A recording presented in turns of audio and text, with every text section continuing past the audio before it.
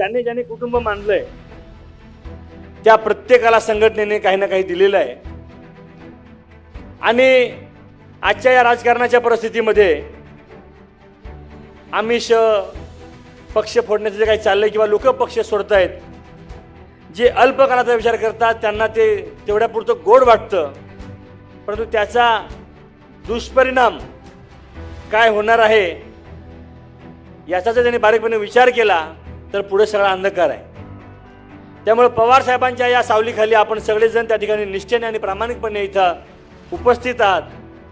आपापल्या भागामध्ये आपण आपल्या संघटनेचं काम नेटाने आणि जोमाने करतोय।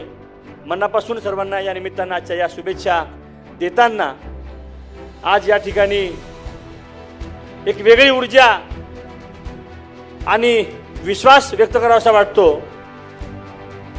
कुठल्याही राजकीय माणसाच्या आयुष्यामध्ये चढउतार येत असतात, त्यात काही नवीन नाही, परंतु भारतीय जनता पक्षाने या देशाला जो काही धडा देण्याचं काम सुरू केलेलं आहे, त्यांना हे माहिती नाही की ते विसरले असतील किंवा सोयीस्करपणे विसरले असतील सत्तेचा माज, पैशाचा माज, आणि यामुळे मग पुढे काय होणार आहे याच्या परिणामाची कल्पना न करता आज ज्या पद्धतीने सत्ता राबून ते सर्वसामान्य कार्यकर्त्याला, शेतकऱ्याला, कष्टकऱ्याला, कामगाराला चिरडण्याचं काम करत आहेत, त्याला वाचा फोडण्यासाठी आपण आवाज झालं पाहिजे।